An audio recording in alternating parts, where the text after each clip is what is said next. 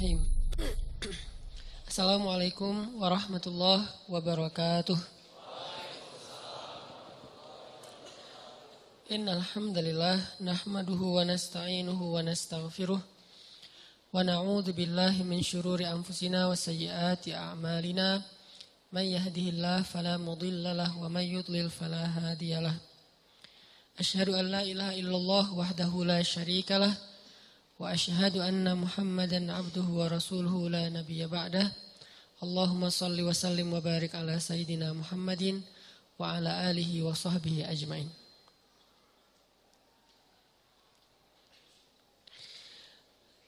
Teman-teman yang dirahmati Allah Subhanahu wa taala, pertama-tama kita untuk terus-menerus memuji dan memuja Allah Subhanahu wa taala atas nikmat-nikmat yang gak terhingga dalam hidup kita selama ini. Dan sebagian besarnya nikmat itu kita gak pernah minta, tapi Allah kasih. Salah satu nikmat yang kita gak pernah minta dan Allah kasih dan sangat berharga itu adalah nikmat iman, nikmat Islam. Kita dilahirkan dari orang tua muslim, kita tinggal di lingkungan dan masyarakat yang mayoritas muslim. Itu nikmat yang kita gak pernah minta. Tapi karena Allah sayang sama kita, Allah kasih tetap buat kita. Kalau dibandingkan dengan orang lain yang mencari Islam itu dengan proses yang panjang, proses yang rumit. Kayak Salman Al-Farisi yang harus jadi budak dulu untuk menemukan Islam. Harus dijual dulu untuk menemukan Islam. Harus dirampok dulu di tengah jalan untuk menemukan Islam. Kayak Suhaib bin Amr harus jatuh bangun dulu, harus miskin dulu untuk bisa mendapatkan Islam. Ada banyak proses yang dilalui orang lain dan sulit. Itu terjadi di zaman sahabat dan terjadi juga di zaman kita sekarang. Ada orang yang harus mengalami second life dulu untuk bisa mendapatkan Islam. Harus ngalamin pengalaman spiritual yang rumit dulu untuk bisa mendapatkan Islam. Harus diputusin 10 kali dulu biar bisa taubat, kan agak-agak berat ya. Nah kita mah belum diputusin udah taubat. Habis taubat baru diputusin. Artinya kita dikasih nikmat itu sama Allah tanpa harus susah-susah. Lahir udah sebagai muslim. Orang tua dua-duanya muslim. Masyarakatnya mayoritas muslim. Kebayang gak kalau kita lahir sebagai muslim, orang tua muslim tapi di Rohingya. Yang berislamnya susah banget. Makin kelihatan Islamnya, makin kelihatan solehnya, makin besar ancamannya.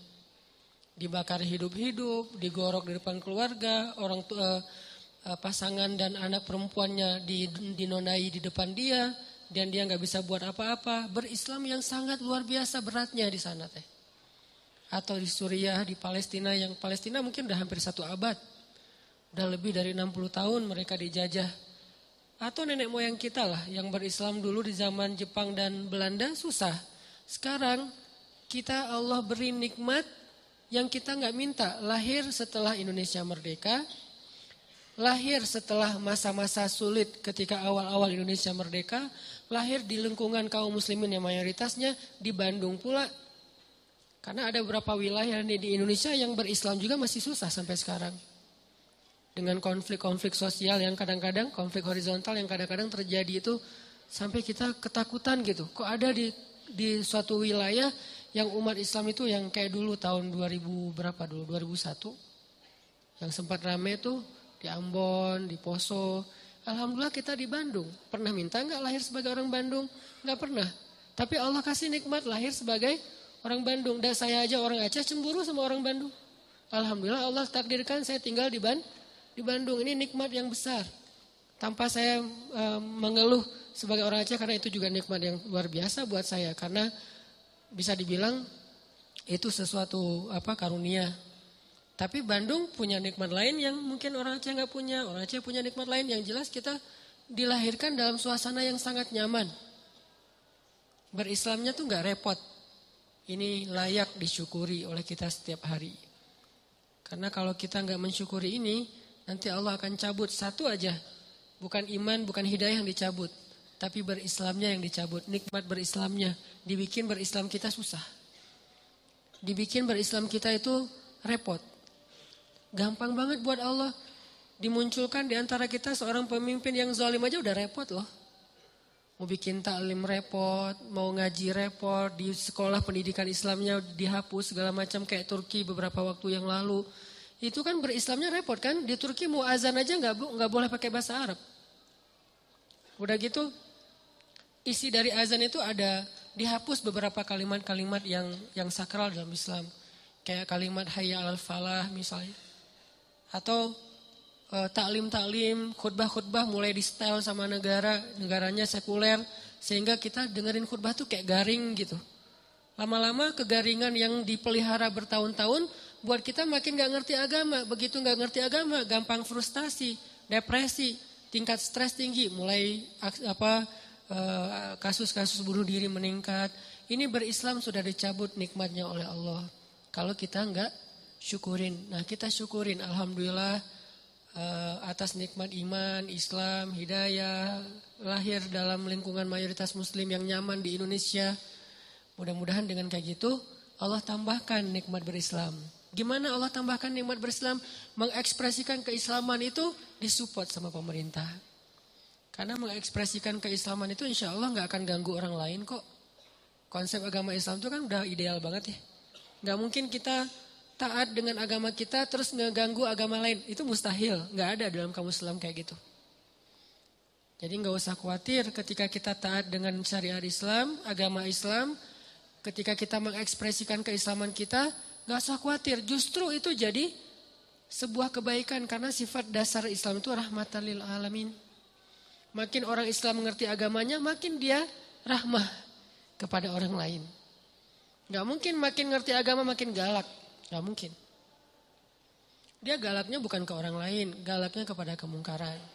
Nah, kalau itu memang semuanya harus kita galak. Bukan orang Islam doang. Manusia mah harus galak kepada kebatilan, kemungkaran. Bahasa kita ya. Kalau bahasa umumnya kejahatan. Harus galak dong dengan kejahatan. Kalau enggak kejahatan merajalela. Galak dengan kriminal-kriminal yang luar biasa merajalela. Galak dengan orang yang membunuh bayi gak berdosa. Apa kurang, emang gak boleh galak. Bayi dibuang di kebun gitu, emang gak boleh galak.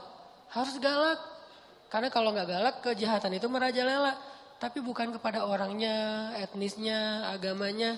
Kita ngerti banget lah yang kayak gitu-gitu. Diajarkan oleh orang tua kita, ulama-ulama kita. Yang di atas semua itu diajarkan oleh nilai-nilai agama kita. Kita ngerti banget, gak usah diguruin dalam bab itu.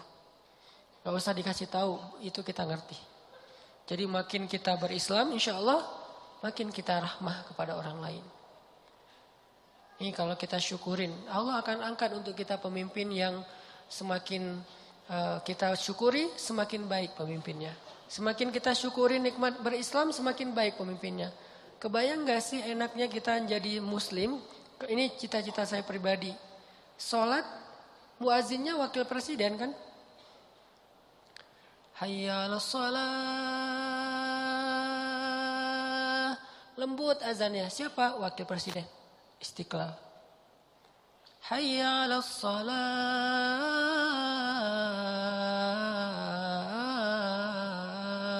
Azan subuh. Wakil gubernur. Wakil wali kota. Imamnya wali kota, gubernur, presiden. Bacanya bukan Al-Ikhlas.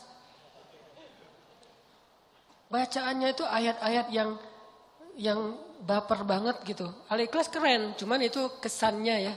Al-Ikhlas kita nggak meremehkan sama sekali. Kesannya kesan orang yang baru belajar lah ya Al-Ikhlas. Ini bacaannya tuh bacaan ayat-ayat yang baper. Al-Haqqah, Al-Waqi'ah, Al-Qiyamah. Kebayang nggak presiden? La uqsimu biyaumil qiyamah. Wah takbir saya teh. Sujud syukur tuh kalau dapat presiden kayak gitu tuh. Wala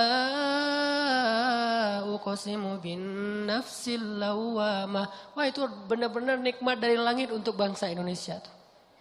Nikmat dari langit tuh untuk warga Jawa Barat.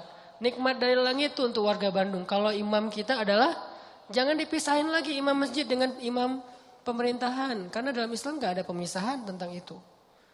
Dulu Abu Bakar ya imam juga. Umar ya imam juga dengan kapasitasnya. Puncaknya Utsman dan Ali. Karena Utsman ini ulama Al-Quran, Ali ini ulama banyak ilmu dalam Islam. Sampai seorang presiden kayak Utsman tuh. Lagi ngajarin Al-Quran di dalam Masjid Istiqlal, namanya dulu Nabawi. Di Masjid Istiqlal lagi ngajarin Quran nih. Tiba-tiba datang murid di pintu masjid, gak sengaja ngelihat cewek lagi lewat, kesingkap jilbabnya karena angin. Dia pikir karena gak sengaja, sekilas cuma rambut doang, gak istighfar. Ah itu mah sepele gitu, receh. Dosa receh. Masuklah dia ke masjid. Presiden bilang gini, kenapa ada yang masuk ke dalam majelis kita? Sementara di dalam matanya masih ada bekas dosa. Ini presiden punya telepati yang luar biasa nih.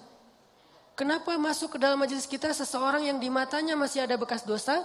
Orang itu nanya, ya Amirul Mukminin, apakah telah turun wahyu kepada anda sementara tidak ada lagi wahyu setelah Rasulullah?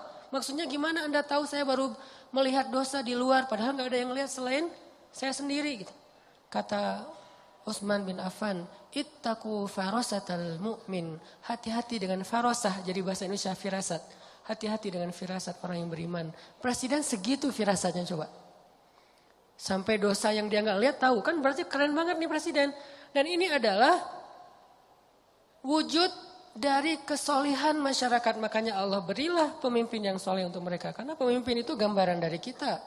Kalau bahasa Nabi itu pemimpin adalah hasil dari gimana masyarakatnya. Kalau pedagang-pedagang pada jujur, Allah kasih pemimpin yang jujur.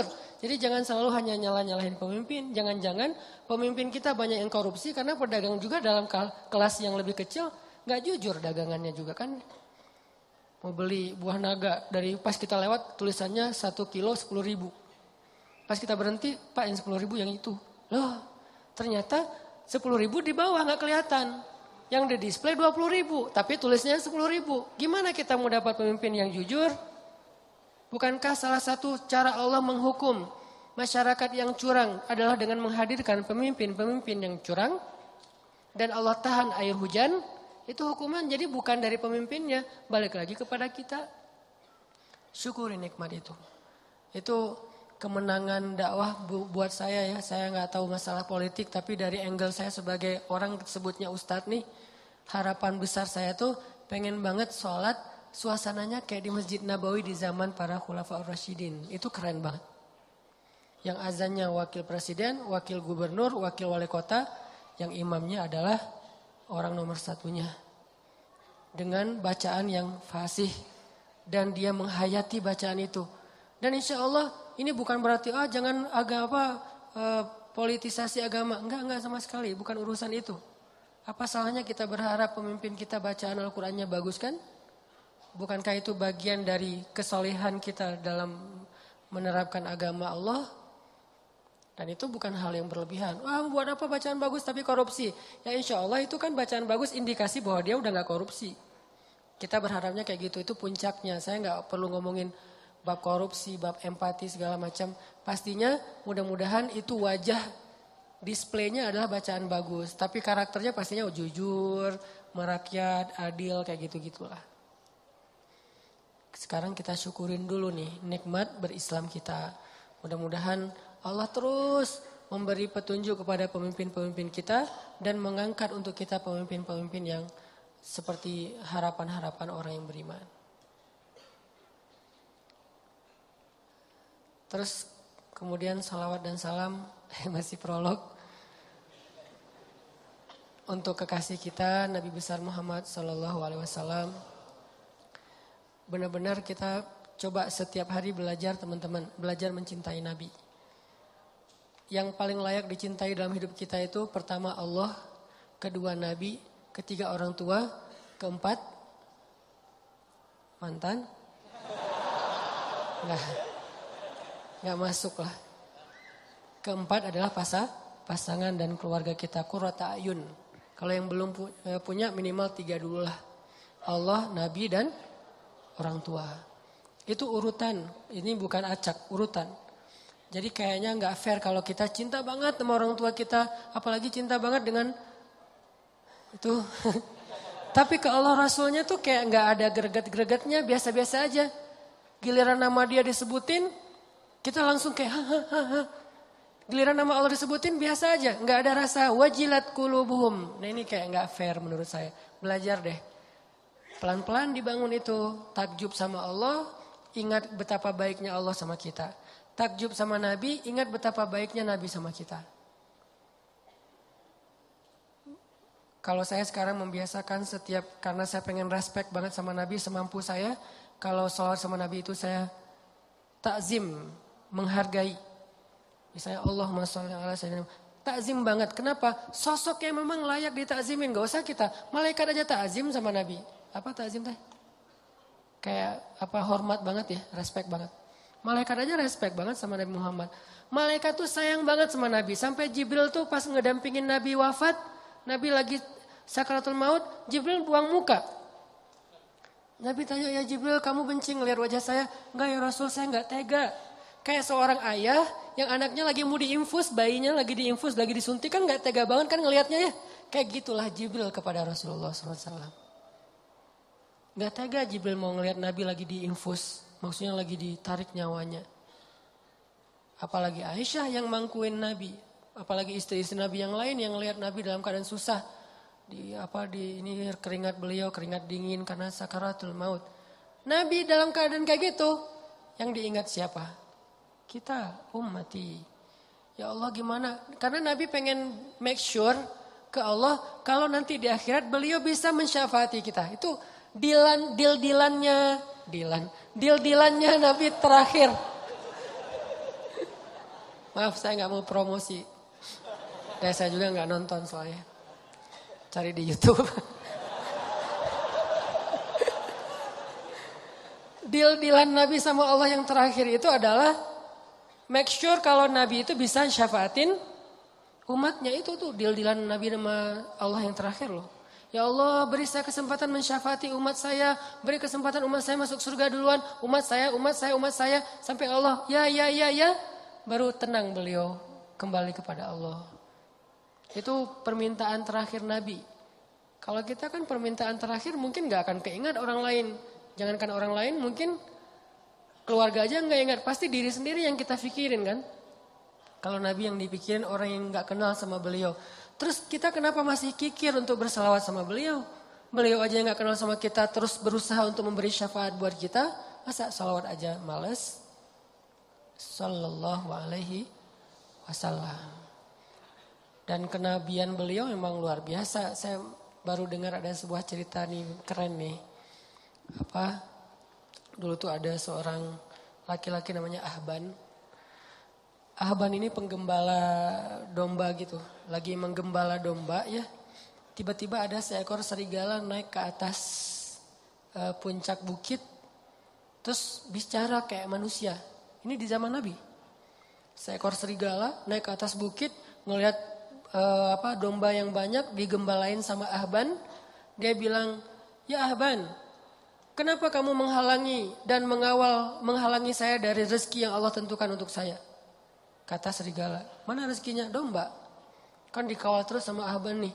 Sehingga serigala gak bisa mendekat. Sehingga serigala ngeluh gitu, curhat gitu teh.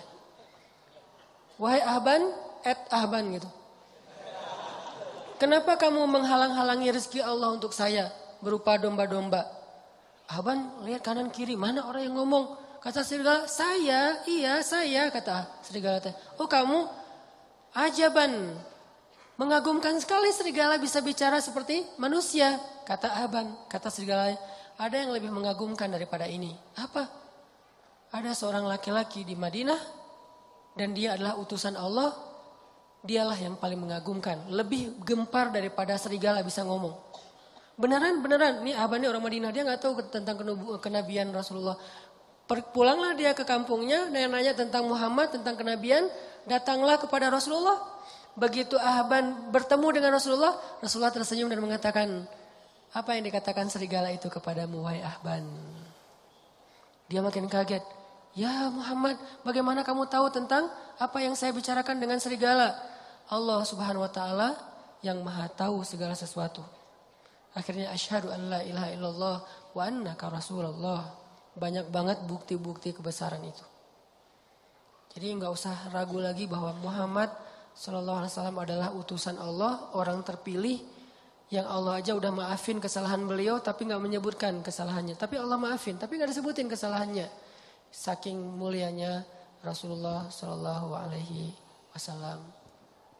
Jadi teman-teman yang dirahmati Allah, mudah-mudahan walaupun ini disebut prolog, tapi ini juga bagian dari konten penting buat kita sadari.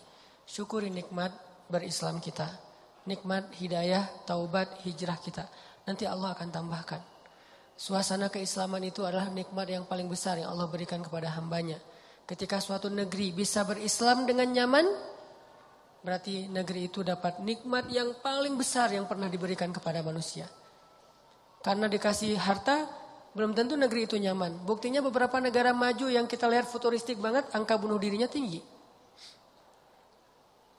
Bukan berarti nggak penting ya, penting. Cuman itu doang nggak cukup. Dikasih alam yang indah, kalau nggak bisa dikelola malah jadi musibah. Tapi kalau dikasih keislaman dan hidayah, maka Allah SWT akan cukupkan yang lain-lain. Harta akan diberkahi, alam akan diberkahi, sosialnya akan diberkahi. Semua jadi berkah gara-gara keislaman. Tapi kalau Islam dicabut, keberkahan itu juga akan hilang. Walaupun kita punya materi-materi itu. Sama kayak keluarga. Kalau keluarganya soleh, Allah cukupkan rezekinya. Allah bahagiakan hatinya. Allah sehatkan tubuhnya. Allah nyamankan suasana keluarganya.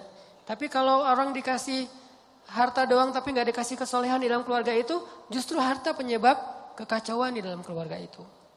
Syukuri nikmat berislam. Yang kedua, cintai Rasulullah SAW. Semoga kelak di akhirat kita bisa benar-benar menatap wajah Nabi. Oh, ini yang namanya Rasulullah Muhammad. Pantesan kok seluruh dunia itu kagum kepada beliau. Tajdid, perbaharui. Kalau saya memperbaharuinya kadang-kadang selain dengan baca sirah, baca hadis. Karena iman kita kan lemah ya. Harus di charge itu bukan mingguan, bulanan, harian kayaknya. Kalau sahabat mingguan cukup, kita harian. Karena cepat banget dropnya. Kayak handphone udah rusak. Baru dicas udah ngedrop. Tadi siang baru dicas. Jam 2 siang, jam 1 dicas, jam 2 udah tinggal 5%. Nih handphone hati kita ini lagi ngedrop. Cas lagi. Salah satunya saya kadang-kadang ngecasnya lewat kayak nasyid-nasyid, lagu-lagu tentang keistimewaan Nabi. Kayak Nabi itu tersenyum. Tadi sore pas lagi jalan ke sini di mobil dengerin tabassum atau tabassam. Nabi itu suka senyum. Kenapa kamu kok kerung? Bahasa liriknya teh. Nabi aja suka senyum. Kenapa tuh cebedut wae gitu ya? Oh ya udah, saya lagi di mobil tadinya gini. Nabi aja tersenyum. Itu mendoktrin loh, ke bawah loh. Makanya lagu itu penting juga ya. Jadi buat seniman-seniman, para musisi nih, saya support sebetulnya dengan bakat seni, musisi atau apa. Selama itu didedikasikan buat hal-hal yang keren. Terus Nabi, laukana bainana, Nabi seandainya Nabi ada di tengah-tengah kita, itu benar-benar haru loh. Refresh. Kayak kita nge-refresh semangat dengan mantan lewat lagu-lagu mellow kan ya. Begitu dengar backsound aja nggak usah lagu backsound sebuah booster tentang yang kayak gitu-gitu Tokyo Cinderella Story atau apalah kayak gitu-gitulah, saya nggak ngerti. Korea-Koreaan lah, Jepang-Jepanan. Kok jadi kayak ingat lagi yang dulu, terus tiba-tiba yang tadi kayak perasaan tadi asik-asik aja, tiba-tiba pas dengar lagu itu jadi kayak keinget lagi dia yang menyakiti hati kita 20 tahun yang lalu gitu. Masih diingat aja. Kenapa kok bisa ke refresh lagu kan? Dengerin deh lagu-lagu tentang Nabi biar kita jadi selawat-selawat tentang Nabi biar kita gak nge-refresh hati. Gak tahu teman-teman ya, kalau saya jujur pribadi ini kalau dengar lagu-lagu tertentu tuh bisa kayak apa gitu. Apalagi lagunya sebutlah misalnya lagu Cinta Kita Berakhir di Januari gitu-gitu kan. Itu kan sama lagi Januarinya. Gak usah ketawa. Kan itu kayak kena banget. Sama banget ya kisahnya sama saya. Suka ke bawah-bawah gitu. Belum lagi nanti lagu-lagu yang pokoknya lagu-lagu mellow tuh bisa bikin refresh semangat rasa kita. Kenapa enggak lagu tentang Nabi Muhammad SAW? Selain pastinya sirah, hadis, sholawat udah pastilah itu mah. Karena gimana-gimana juga kita butuh entertain, manusiawi. Dan Allah menciptakan itu untuk kita nikmati. Oke, kita bahas tentang empati. Buat saya, menurut saya nih, dalam bergaul kita terapin 2 standar sikap. Sikap kita ke orang sama sikap orang ke kita. Gimana cara kita merespon itu?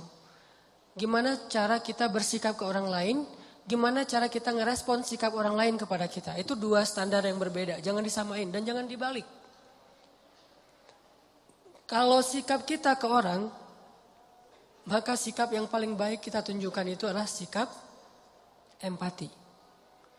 Dalam bahasa Arab itu disebut dengan ra'fah. Apa itu ra'fah? Pengertian. Ra'fah itu jaga perasaan. Ra'fah itu gak pengen ngerepotin. Ra'fah itu gak pengen nyakitin. Ra'fah itu gak pengen nyinggung. Ra'fah itu gak pengen ngebebanin. Mungkin salah satunya empati. Itu sikap kita ke orang lain. Ini yang diajarkan Nabi SAW kepada kita. Tapi kalau orang ke kita, sikap kita adalah syarhus sadar.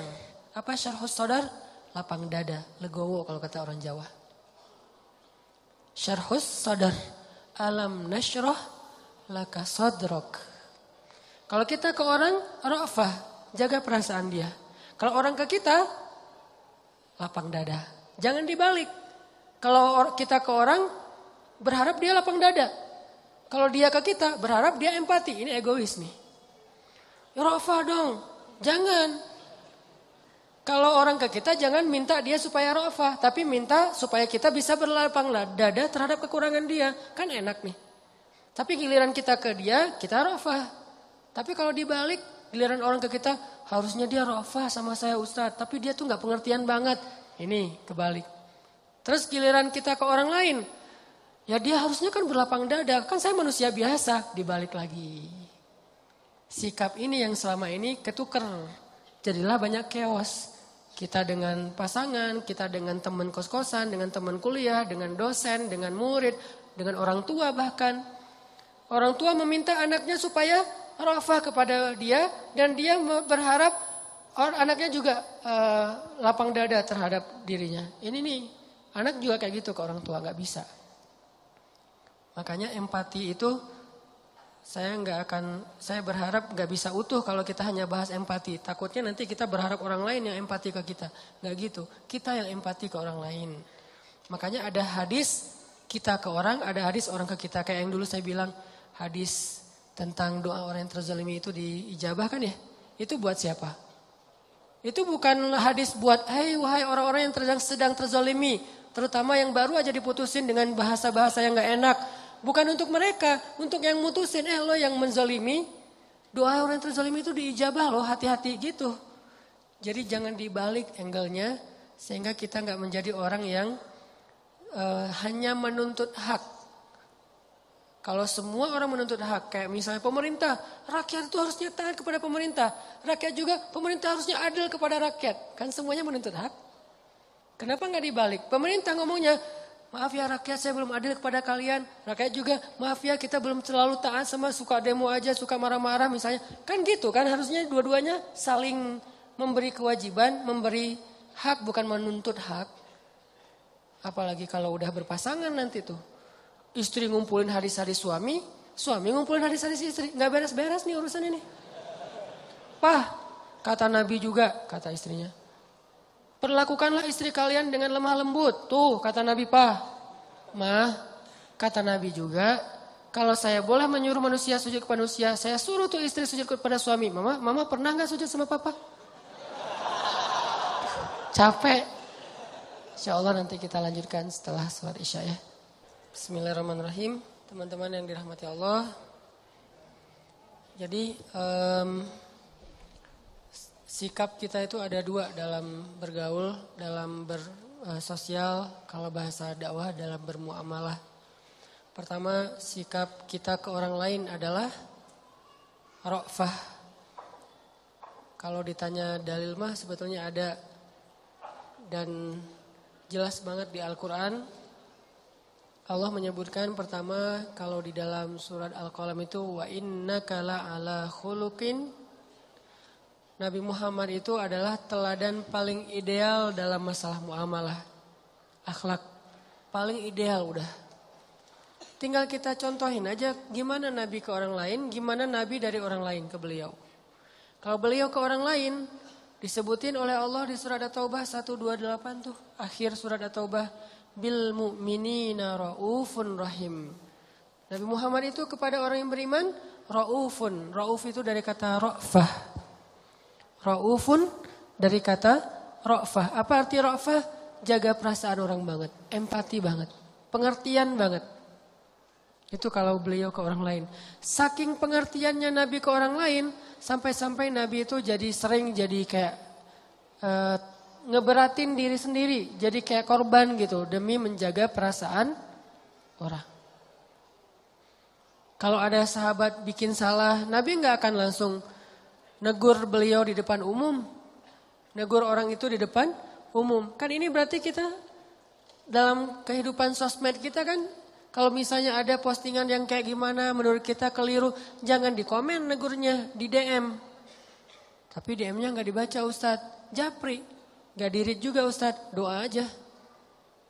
Mudah-mudahan Allah kasih dia digerakkan untuk membaca. Kalau enggak lewat siapa gitu teman dekat. Pokoknya jangan di depan umum deh.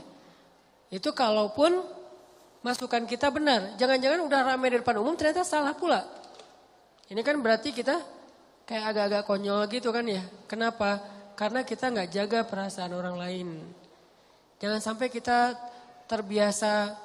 Walaupun sosmed itu kan terbuka ya, siapa aja bisa ya. Tapi tetap muslim, ada etikanya. Jangan sampai kita terbiasa dengan sosmed yang terbuka, akhirnya bebas, mau ngucapin apa aja. Sampai kata-kata yang gak pantas juga keluar. Kayak tadi saya baru nge-delete beberapa komen dari postingan saya yang kemarin kan, yang masalah Dayakolot. Ada yang komen sampai kata-katanya gak enak gitu, saya delete. Kenapa kok masa di komen ada istilah nama hewan di situ teh? Kan gak pas gitu. Terus ada yang istilahnya mencela apa segala macam. Ini kayaknya orang yang gak ngerti lah. Gak tahu dari mana asalnya. Udah aja saya delete. Sekalian orangnya di blok. Kenapa saya blok? Bukan benci sama orangnya. Dia udah gak benar cara bermedia sosial. Dan ini gak sehat buat yang lain. Ini harus dihentikan. Tapi saya gak mau ngerespon yang kayak gitu-gitu. Males. Jadi malah rame. Nah ini namanya empati. Jaga perasaan, pengertian sama apa orang lain rasain. Tempatkan diri kita kalau saya diginiin nyaman gak ya? Nah kayak gitu. Ra'fah bil mu'minina ra'ufun rahim. Sangat menjaga perasaan. Jangankan perasaan manusia, Nabi perasaan hewan aja dijaga loh. Perasaan hewan ya. Sampai ada hadis kalau di kitab Riyadhus Shalihin itu. Larangan berbicara atau bercakap-cakap di atas kendaraan. Maksud kendaraan di situ hewan tunggangan. Dilarang dalam Islam itu dua orang laki-laki sambil naik di atas hewan tunggangannya, terus hewannya berdiri aja nganggur, kita ngobrol gitu. Nggak boleh dalam Islam. Kalau pengen ngobrol yang lama, apalagi ngopi-ngopi, udah aja turun dari hewan, biar hewan itu cari makan, istirahat dulu. Dia mungkin mau berebah atau ngapain gitu, ngelurusin kakinya apa capek kan. Iya mau apa dia pengen jong-jong juga, bukan kita doang yang pengen santai.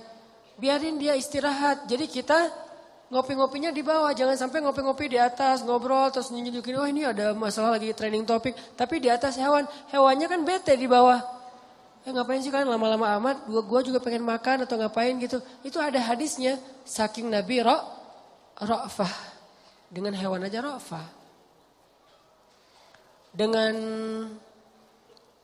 Dengan tumbuhan Nabi ra'fah. Kan dulu tuh Nabi kalau khutbah berdirinya di atas satu pohon korma nih. Kebenaran pohon kormanya kayak agak miring melintang gitu. Nabi berdiri di atas pohon korma untuk khutbah.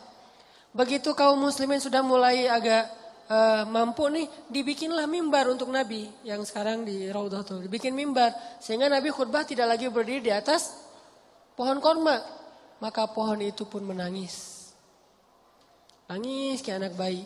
Nabi maaf langsung turun dari mimbar, duduk lagi di atas pohon itu diem. Manja banget kan pohon sama Nabi teh. Kira-kira istrinya gimana? Pohon aja gitu. Masya Allah ya sosok Nabi ya. Pohon aja pengen manja sama beliau, gimana istrinya? Kita, pohon aja malas didudukin sama kita. Malas banget. Kucing aja lari dari kita. Kalau Nabi kucing datang. Sampai serigala aja ngomong, merekomendasi. Jadi serigala kayak testimoni gitu tentang Nabi. Serigala testimoni, kan dia serigala ini kan binatang buas, tapi mentestimoniin Rasulullah SAW. Kenapa? Karena semua alam mencintai beliau, hanya yang fitrahnya sudah berubah yang tidak mencintai beliau.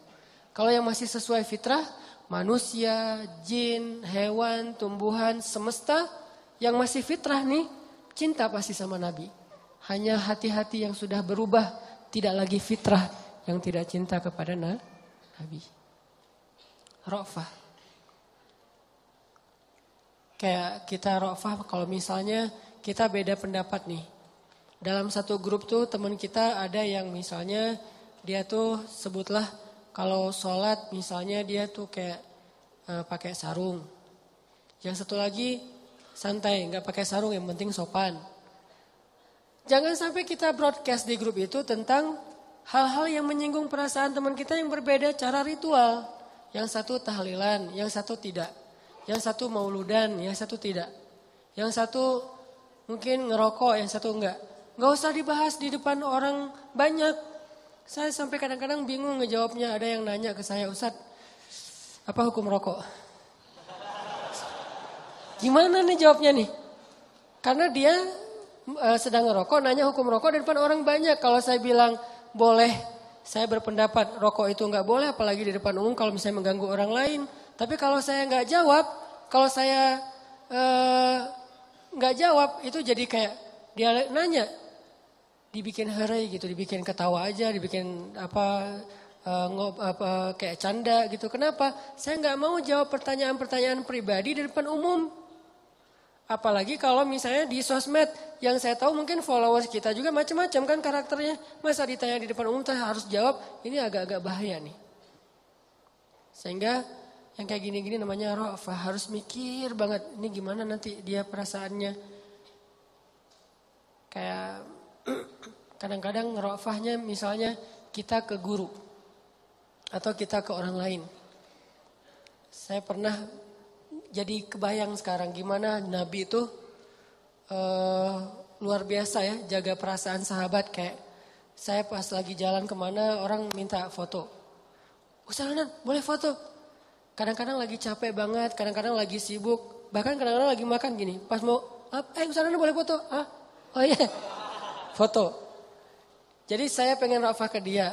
Dia juga kalau kita jadi sebagai orang yang mungkin ngefans sama orang, ra'fah gitu. Oh Ustaznya lagi makan, oh Ustaznya lagi kayak WA. Kadang-kadang saya lagi kayak WA gitu, ada yang harus diberesin cepat. Ustaz lihat dulu ke kamera, iya. Ustaz, ntar lagi nih tadi blur apa segala macam. Ini kan ra'fah. Saya bayangin. Saya tuh masih bisa nolak kadang-kadang. Maaf ya, jangan foto sekarang. Maaf ya saya lagi sibuk. Maaf ya lagi makan atau apa. Maaf ya lagi bete. Misalnya bisa gitu kan ya. Tapi kalau Nabi nggak bakalan. Saking ra'fahnya Nabi. Saya kagum sama ra'fah Nabi. Seandainya Nabi hidup di zaman kita sekarang, pasti banyak banget kan yang pengen foto sama Nabi. Kadang-kadang ada DKM di beberapa kota nih kalau saya keluar kota. Kan kita coba mengkondisikan sewajar mungkin. Boleh foto tapi kalau udah terlalu ramai kan jadi nggak maksimal ya. Saya kadang-kadang mau ceramah tapi yang ngajak fotonya ramai jadi udah nggak kondusif, ditahan. Kadang-kadang ada beberapa DKM inisiatifnya bagus. Siapa yang pengen foto semua Hanan? Silakan baris. Hah? Siapa yang nyuruh nih? Akhirnya baris panjang. Ustaz itu di luar banyak yang pengen foto. Udah diatur sama dia. Kan ini luar biasa ya. Buat saya yang sekarang dalam kondisi yang orang pada ngajak foto tuh lama-lama capek juga gitu. Saya kebayang Rasulullah kalau hidup di zaman sekarang pasti gak akan nolak kalau orang ngajak selfie. Nabi boleh selfie? Boleh. Nabi boleh selfie? Boleh. Nah, pasti boleh. Gak mungkin Nabi jawab gak boleh. Terus gimana dong kalau Nabi udah berat? Allah yang akan jadi manajernya Nabi itu. Gak boleh. Kenapa? Ada ayatnya. Banyak dulu di zaman Nabi orang datang pengen curhat sama Nabi itu. Surat curhat. Al-Mujadilah. Nabi saya pengen curhat. Nabi terus ngantri itu pengen curhat sama Nabi. Sama kayak ngantri pengen curhat ke Ustadz gitu. Banyak banget. Dan Nabi kan juga butuh waktu sendiri untuk istirahat, untuk keluarga gitu kan. Cuman Nabi tipe orangnya gak bisa nolak. Nabi boleh curhat, boleh. Nabi boleh curhat, boleh. Nabi boleh curhat. Terus aja lewat japrian, lewat telepon, ketemu langsung. Semuanya pengen curhat sama Nabi. Akhirnya karena Nabi orangnya gak bisa nolak, Allah turunkan ayat. Kalau kalian pengen curhat sama Nabi, sedekah dulu. Sampai di kayak bahasa kita mungkin lebih ke dikomersilkan. Bukan Nabi pengen, bukan. Cara Allah menghentikan orang-orang yang curhatnya gak penting. Curhatnya, Nabi saya pengen punya alhamdulillah istri saya baru hamil, boleh minta nama. Mungkin penting buat dia, tapi kan kalau jadi terlalu banyak kan lumayan juga buat energi Nabi kan ya. Padahal agenda dakwah Nabi banyak nih. Akhirnya Allah bikin ayatnya, walaupun itu ayatnya mansuh, sudah dihapus. Tapi ayatnya masih ada hukumnya yang dihapus di surat Al-Mujadilah. Kalau kalian pengen curhat kepada Nabi, sedekah dulu. Sejak harus bayar, kalau mau curhat sama Nabi, mulailah berkurang orang yang curhat. Tadinya yang curhat banyak banget nih, sejak berbayar, udah enggak lagi. Sekarang kalau curhat, registrasi dulu. Satu curhat, Nabi juga bingung, berapa ya? Nabi nanya ke Ali berapa? Kata Ali, 1 genggam gandum ya Rasul. 1 genggam gandum itu kurang lebih sekitar 3.000-an lah. 3.000? Kata Nabi, kamu mah zuhud banget kata Nabi. Akhirnya ditetapkan sekian. Yang angka itu bikin orang kalau gak penting-penting amat malas lah curhat. Kalau penting banget dia akan bayar. Dan Nabi juga buat untuk dirinya. Disedekahin lagi buat fakir miskin. Itu pernah berlaku loh. Baca nanti surat Al-Mujadilah. Setelah udah kondusif, baru hukumnya dicabut sama Allah. Jadi Allah yang nge-manajerin Nabi, saking Nabi itu ra'afah, gak enak nolak. Nabi itu bukan tipe orang yang bisa nolak orang lain. Kalau ada yang minta sedekah ke Nabi atau datang minta bantuan ke Nabi, gak pernah Nabi nolak. Gak pernah sama sekali. Kalau Nabi gak bisa bayar bantu dia, gak bisa ngasih ke dia, Nabi gak akan berhenti di situ. Nabi akan pegang tangannya, ngajak dia nyari ke orang lain yang bisa bantu dia. Maaf saya gak bisa bantu apa-apa, ya udah yuk saya temenin nyari ke tempat yang lain. Ada yang bisa bantu dia, ada yang bisa ngasih dia makan, ada yang bisa ngasih dia tempat tinggal malam ini, ada yang, sampai ketemu baru Nabi tinggalkan dia. Ini rofahnya Nabi pengen jaga perasaan. Sampai-sampai sering menyulitkan diri beliau sendiri. Nabi pernah menjelang winter. Menjelang musim dingin nih. Ada seorang gubernur Khurasan non muslim ngehadiahin sweater buat Nabi warna merah. Jadi ada sweater yang kayak rajutan gitu, handmade gitu. Bagus dari Raja Khurasan warna merah dia hadiahin buat Rasulullah SAW. Ini Muhammad hadiah sweater buat musim dingin. Pas musim dingin dipakai sama Nabi. Nabi kan bajunya sedikit ya. Paling-paling juga cuman kurang dari 5 helai baju Nabi. Sehingga ada yang dicuci ada yang dipakai sama Nabi. 5 helai doang baju Nabi. Kalau kita 5 lemari.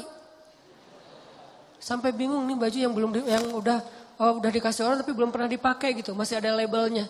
Nabi baju cuma 5 helai. Kadang kurang. Sehingga waktu itu Nabi pakai sweater gak pakai daleman. Soalnya dalemannya lagi dicuci. Jalan musim dingin nih. Di Arab juga kalau lagi musim dingin di bawah 10 kan. Dingin banget. Apalagi sekarang udah bersalju kalau sekarang mah. Keluar rumah musim dingin pakai sweater. Dilihat sama seorang laki-laki badui. Badui itu mungkin orang jalanan lah yang mungkin secara bahasa juga kasar. Muhammad, bagus banget sweaternya, baru ya? Ya kata Rasul, alhamdulillah. Boleh saya minta? Oh boleh. Langsung dibuka sama Nabi dikasih ke dia. Coba. Karena Nabi bukan tipe orang yang bisa nolak. Gak enak mau nolak, gak mau kecewain orang. Boleh saya minta? Boleh. Dibukain sama Nabi, Nabi pulang menggigil, kebayang gak tuh? Puncak musim dingin, buka sweater, gak pakai baju, pulang menggigil.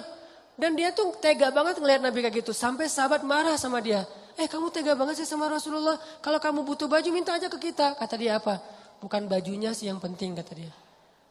Ini bekasnya Muhammad dan berkah. Saya mencari berkahnya bukan pakaiannya. Kalau pakaian yang kalian mah lebih bagus. Tapi saya gak butuh orang kalian gak berkah gitu ya. Nabi nih. Akhirnya mereka udah gak bisa komen lah, speechless lah. Nabi pulang gemeteran, dingin. Sampai di rumah dilihat sama Aisyah, kenapa ya Rasulullah? Enggak ada apa-apa, ada baju lain. Ini masih basah, gak apa-apa dipakai sama Nabi sambil selimutan. Kenapa? Ngasih buat orang yang meminta. Karena Nabi keseringan kayak gitu, Allah yang jadi manajernya Nabi. Gimana cara Allah jadi manajer? Ada yang datang ke rumah. Nabi boleh makan di rumah Nabi, gak apa-apa kok kita bawa tram. Pada bawa makanan sendiri gitu kan, datang ke rumah Nabi. Ya, kadang Nabi gak bisa nolak kan. Saking rofah banget nih. Kadang-kadang kalau menurut kita agak-agak kurang wajar saking solehnya Nabi itu. Ya, datang ke rumah Nabi. Nabi juga kan punya hak keluarga. Istri-istri beliau, anak-anak beliau kan punya hak untuk dapat waktu dari beliau. Tapi tetap gak bisa nolak, datang ke rumah Nabi. Datangnya juga gak sekaligus. Saling tunggu, datang. Jangan dibuka dulu ya Nabi, nunggu yang lain belum pada datang. Kalian di mana aja? Ini kesasar, share location dong, share.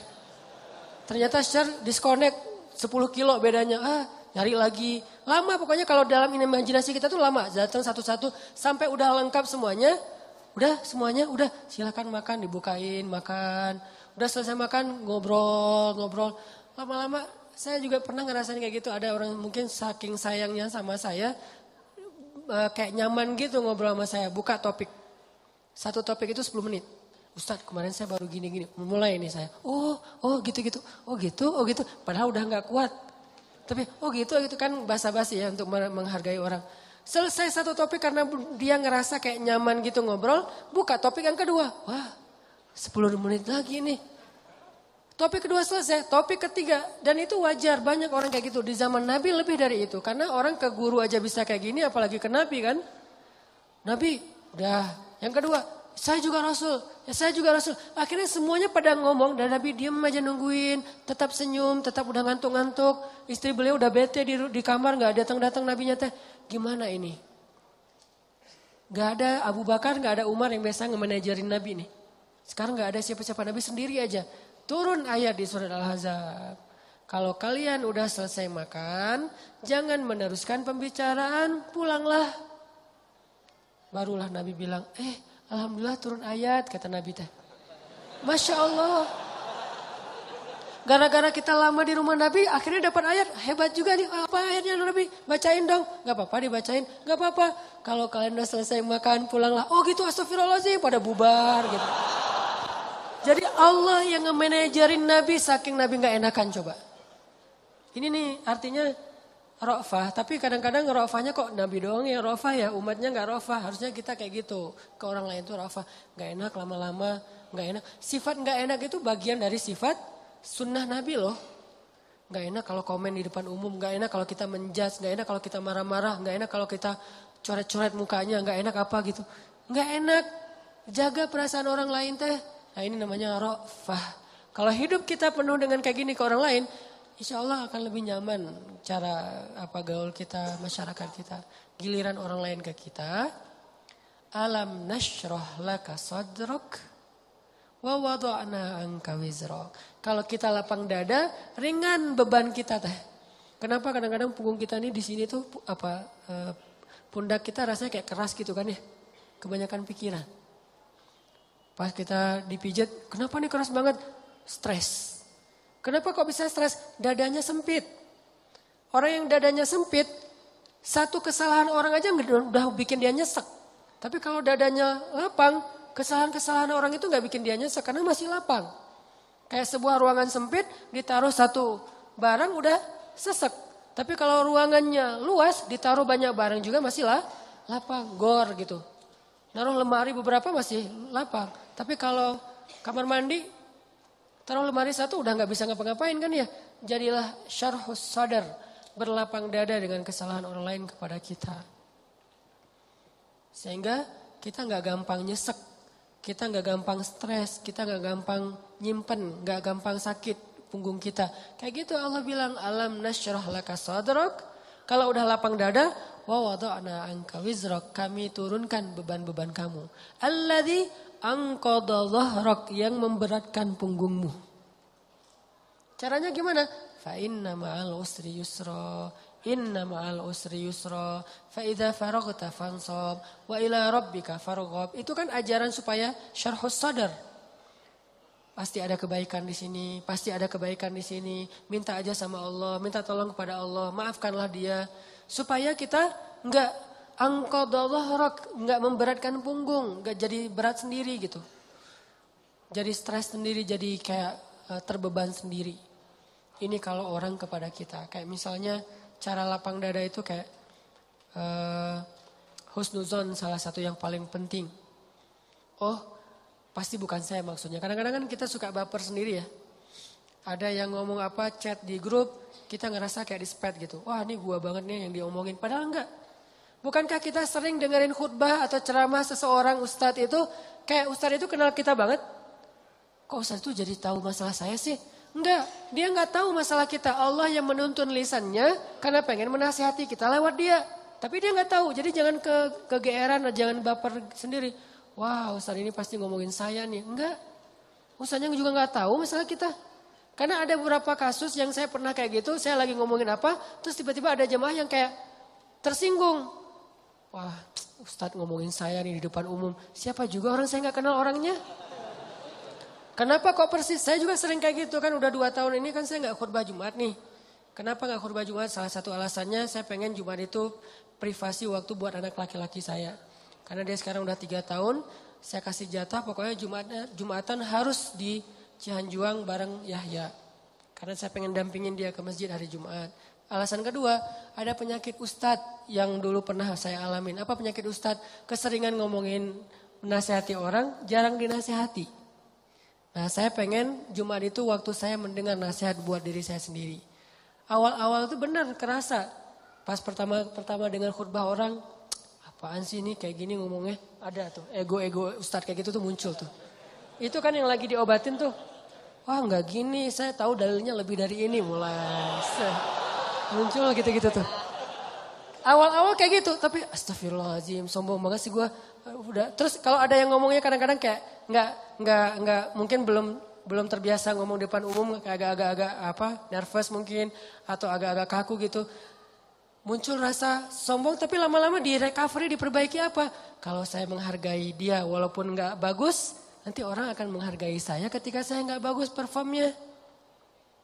Jadi pas saya duduk gitu, dia ngomongnya kayak ngebosenin banget, boring banget tuh ceramahnya. Tapi saya tetap, padahal boring banget ceramahnya. Tapi saya kayak menghargai apa yang saya maksud di situ. Saya pengen juga orang kayak gitu ke saya kalau saya ceramah. Mungkin teman-teman ada yang kayak gitu sekarang. Apaan sih Ustaz, tapi masih aja gini. Padahal boring banget ceramahnya. Kenapa? Mungkin karena saya juga menghargai ceramah orang yang mungkin belum terlalu terbiasa ceramah. Ini yang saya pelajari ketika nggak khutbah lagi. Ditambah lagi sering banget saya kayak ngerasa khotib ini kayak ngerti banget apa yang saya sedang alamin. Kayak lagi baper sama teman, lagi baper sama istri, langsung ceramahnya tentang suami kepada istri. Loh kok tahu banget sih masalah saya? Kan sering kayak gitu kan? Itu bukan karena dia tahu loh. Allah yang maha tahu. Allah lagi menuntun kaki kita melangkah ke masjid yang khutbahnya tema itu. Dan Allah menuntun lisan ustadz untuk ceramah pas waktu kita datang tentang tema itu. Allah yang lagi nasihatin kita lewat lisan seorang ustadz. Jadi jangan baper. Gitu juga ke teman. Bukan dia tahu masalah kita, pengen nyindir kita, pengen nyepet kita. Enggak sama sekali. Jadi legowo. Syarhus sadar. Salah satu caranya husnuzon. Ini bukan yang cewek-cewek juga. Kalau lagi ngobrol sama teman-temannya, tiba-tiba ada yang kecelutukan ngomong apa. Jangan langsung diem. Wah ngomongin saya nih, pasti saya maksudnya. Belum tentu, husnuzon aja. Mungkin dia emang gak tahu masalah kita. Teman-teman yang lain tahu kecuali dia yang ngomong nih. Berarti jangan-jangan kita udah baper habis-habisan, udah habis air mata kita nangis sepanjang malam. Ternyata gak ada masalah. Kan konyol banget kan ya. Kita udah curhat kemana-mana, udah marah ke siapa-siapa, terus udah nangis sepanjang malam, udah bengkak matanya. Besok pas tabayun, maaf ya saya nggak tahu kalau ada masalah itu. Oh jadi kamu nggak tahu, rugi dong air mata saya udah 1 ember. Ini sering terjadi. Kenapa? Karena kita nggak syarhus sadar, nggak husnuzon dulu sama orang lain. Kalau misalnya menurut kita dia tahu banget masalah saya masih diomongin, oh mungkin dia silap, mungkin dia lupa, mungkin dia terlanjur ucap, atau Enggak, dia pasti ngonsep tuh soalnya captionnya tuh panjang banget, pasti dia nulis. Kalau gitu mudah-mudahan dia udah sadar sekarang. Belum sempat aja minta maaf ke kita, yang jelas dia udah sadar, udah minta ampun ke Allah. Husnuzon. Bukankah Allah mengatakan ijtanibu katsiran minaz-zon? Satu-satunya yang layak kita suuzonin itu cuma setan. Bukan orang. Minimal kita bilang bukan dia nggak maksud kayak gitu. Setan yang menuntun lisan dia. Setan yang bikin dia mengatakan itu dan dia udah sadar sekarang. Setan aja yang disalah-salahin, nggak apa-apa. Apa salah saya kata setan? Ya emang salah. Apa salah saya? Ya kamu jadi setan gitu. Kan suuzon yang diperbolehkan buat setan doang kan. Kayak Nabi Yusha ketika lupa masalah ikan dengan Nabi Musa pas nyari Khidir. Apa kata Nabi Yusha? Wa ma ansanihu illa syaitanu an adzkurah. Maaf ya Nabi Musa, tidak ada yang buat saya lupa kecuali syaitan. Jadi yang dikambing hitamkan oleh Nabi Yusha adalah setan. Lagian kalau kita ada masalah pasti kita ngomongnya apa? Auzubillahi minasyaitonirrajim. Setan bilang, enggak, saya enggak godain kamu aja sendiri kegeeran. Kan bisa aja gitu kan ya. Tapi tetap itu udah fitrah. Nah, dia setan. Tapi kalau jin enggak. Kita enggak boleh suuzon sama jin. Ada penampakan apa, nih kayaknya mau ganggu saya sholat tahajud nih. Enggak, dia cuma lewat doang gitu.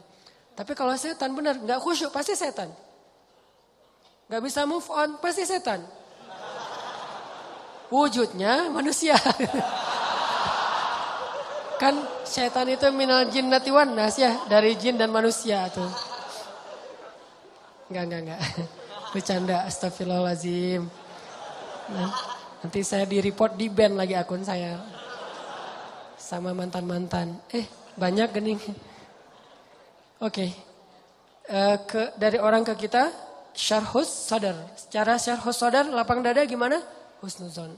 Dan ini gak bisa sekaligus, teman-teman saya juga masih belajar husnuzon. Oh mungkin. Iltamis li akhika alfa uzrin. Cari 1000 alasan buat saudara kamu. Kalau gak bisa gitu minimal cuek. Arti cuek gak usah dipikirin. Gak usah dibahas. Kadang-kadang ngebahas satu masalah sebetulnya cara lain buat setan untuk bikin kita gak pernah bisa selesai dengan masalah itu. Terus saja dibikin berlarut-larut. Kayak ada teman kita habis ada masalah sama temannya yang lain. Gak usah dibahas sama kita. Kemarin gimana masalahnya udah beres? Jangan ditanya, udah aja lupain. Begitu kita tanya dia akan bilang lagi. Ya tuh enggak apa kemarin dia masih ngomongin saya. Oh gitu, terus kita pancing-pancing lah gitu. Harapannya apa? Niat kita pengen empati. Padahal itu bukan empati itu. Pengennya kita berpihak sama dia. Itu enggak berpihak. Tahu enggak apa arti namimah atau mengadu domba? Kata Nabi, la yadkhulul jannah an-nammam. Enggak akan masuk surga orang yang suka mengadu domba. Enggak akan masuk surga.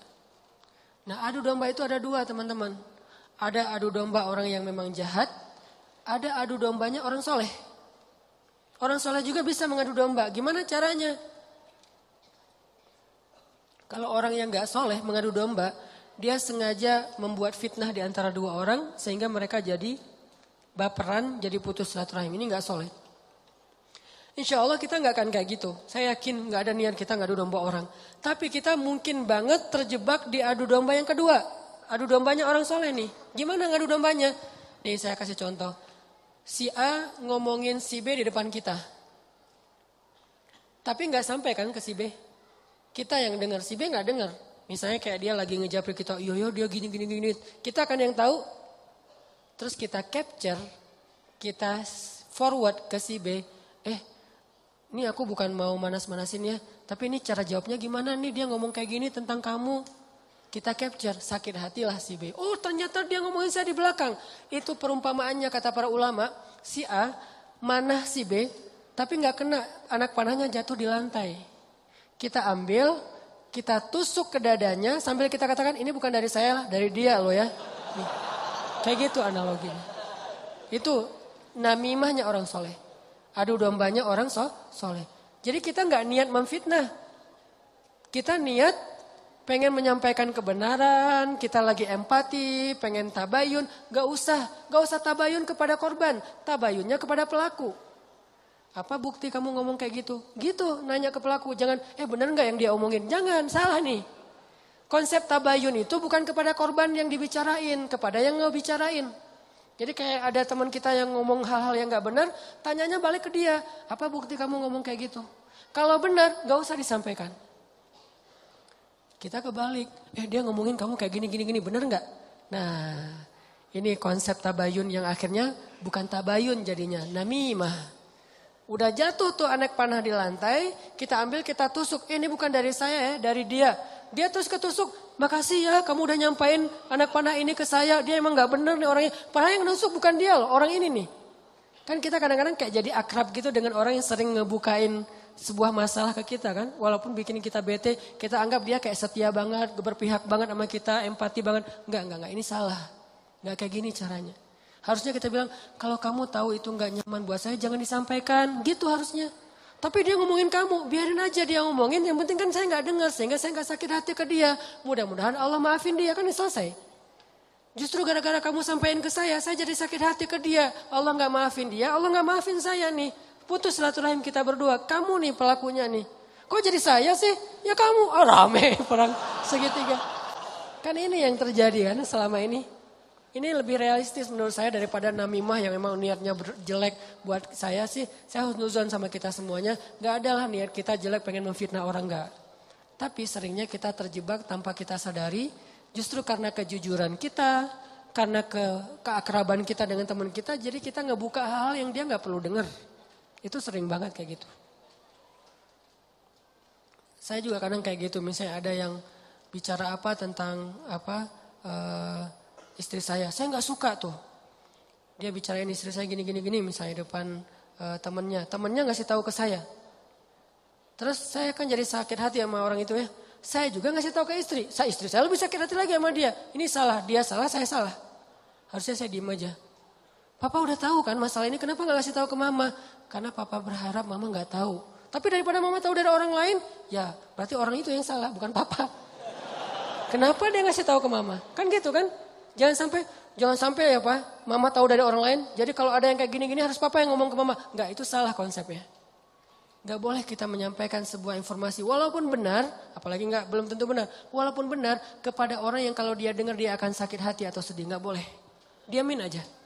Kalau ada hal yang enggak benar, kita yang mengklarifikasi. Enggak kayak gitu. Saya kenal dia gitu. Jangan biarkan dia tahu masalah ini. Kalau terlanjur tahu, berarti ada orang yang gak tahu konsep namimah level 2. Namimah level 1 emang gak ada niat baik. Namimah level 2 justru karena niat baik. Kan saya pernah bilang, ternyata banyak hadis palsu itu mulai munculnya lewat siapa? Viralnya itu gara-gara ulama-ulama yang soleh. Jadi banyak riwayat hadis palsu itu diantara para ulama yang soleh loh. Bukan sengaja pengen memalsukan hadis. Kenapa? Karena ulama soleh ini terlalu husnuzon. Misalnya nih, ada yang datang ngomong ke saya, Ustadz, saya pernah mendengar hadis gini. Saya sebagai Ustadz, oh gitu? Ya, saya nggak pernah curiga kalau dia itu nggak jujur. Atau kalau dia itu dengarnya nggak utuh. Sehingga saya meriwayatkan lagi. Orang dengarnya dari saya juga nggak curiga kalau saya akan main-main dengan hadis kan. Sehingga tersebarlah hadis palsu. Bukan karena ada orang yang jahat. Ada memang sebagian hadis palsu gara-gara pedagang. Biasanya hadis palsu itu pedagang, penguasa, dan ulama. Ini 3 penyebab hadis palsu. Pedagang pengen ngelarisin barang dagangan. Siapa yang memakai jubah atau sorban 7 meter di hari Jumat, maka dia akan mendapatkan dijauhkan dari api neraka 7 kali langit dan bumi. Untuk jualan sorban 7 meter. Siapa yang makan buah ini maka dibebaskan dari sihir. Dia jualan buah itu. Ini bisa muncul hadis palsu dari penguasa. Siapa yang mengangkat seorang penguasa yang kayak gini maka Allah melaknat dia. Gara-gara apa? Saingan politik. Ulama menyebarkan hadis palsu kenapa? Karena nggak pernah berpikir orang akan bermain-main dengan hadis Nabi sehingga dia percaya aja kepada orang itu. Baru nanti di masa berikutnya, ulama ketika ngelihat banyak banget hadis palsu, mereka perbaiki. Ini riwayatnya dari siapa, ini dari siapa. Bisa jadi periwayat hadis palsu itu adalah orang soleh, ulama besar. Kenapa bisa ngeriwayatin? Husnuzon. Gak mungkinlah dia bohong atas nama Nabi. Langsung diriwayatkan balik kepada orang lain. Orang yang mendengar, gak mungkinlah Ustadz bohong atas nama Nabi. Terus saja hadis palsunya nyebar. Itu teman-teman. Jadi namimah, mengadu domba juga bisa kayak gitu. Gara-gara kita terlalu akrab dengan teman kita. Kemarin ada yang ngomongin kayak gini, benar nggak? Siapa? Si Fulan. Tapi ini aku karena ke kamu dekat ya teman, jadi aku sampaikan nih. Terus yang teman yang dengarnya, makasih ya udah disampaikan. Kenapa makasih? Harusnya kita bilang, lain kali jangan disampaikan ya yang kayak gitu-gitu ke saya. Harusnya kayak gitu. Kenapa kita malah makasih? Makasih ya udah nyakitin hati saya kan gitu kan ya bahasa lainnya mah ya. Makasih ya udah bikin malam saya gak tenang. Makasih ya udah bikin saya bete. Buat apa? Jangan disampaikan. Makanya ketika Nabi mau ketemu seseorang, seorang sahabat mencegat di tengah jalan. Ya Rasulullah, Rasul udah kenal dengan orang itu? Belum. Orang itu ya Rasul, stop kata Nabi. Kamu ingin menyebutkan aib-aib dia tentang saya? Ya Rasul, biar Rasulullah tahu siapa orangnya. Jangan, saya gak mau ketemu seseorang yang membuat saya bete duluan tentang dia. Biar saya ketemu dengan dia dan saya gak tahu apa-apa tentang dia. Jadi Nabi bisa nyaman. Ini cara Nabi menghargai orang lain. Jadi teman-teman,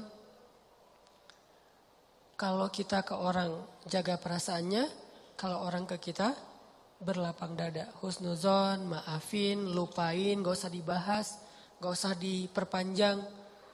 Apalagi kita kayak ada kasus misalnya, ada 2 orang yang lagi punya masalah rumah tangga. Kita kayak sebagai temennya atau fansnya atau followersnya, kita kayak pengen nunjukin sikap membela gitu. Salah satunya kita bela, akhirnya kita bikin akun khusus untuk pembela si A. Yang B juga pembela si B. Akhirnya kita rame gitu. Sebetulnya kita lagi mengadu domba 2 orang suami istri ini loh. Harusnya kita kalau nggak bisa mendamaikan, diam. Biar mereka menyelesaikan masalah mereka atau selesai dengan sendirinya karena tidak ada yang respon. Makin direspon makin rame nih. Itu kan terjadi. Jangan-jangan nauzubillah nih teman-teman. Ada peran kita di dalam perceraian 2 orang yang mungkin terjadi. Atau 3 orang atau 4 orang atau sekian banyak orang cerai gara-gara kita nih. Kenapa gara-gara saya Ustadz? Gara-gara kita ngebelain dia. Makin dia mantap untuk menceraikan pasangannya. Benar juga ya kata kamu. Berarti saya harus menceraikan istri saya. Enggak, saya enggak nyuruh cerai ya. Tapi dia emang kayak gitu orangnya. Dan ini sering kayak gitu. Ke teman kita juga kayak gitu. Ke kantor, di kuliah, di persahabatan. Ini namimah teman-teman. La yadkhulul jannah an-namam. Enggak masuk surga orang yang menyebarkan permusuhan atau mengadu domba.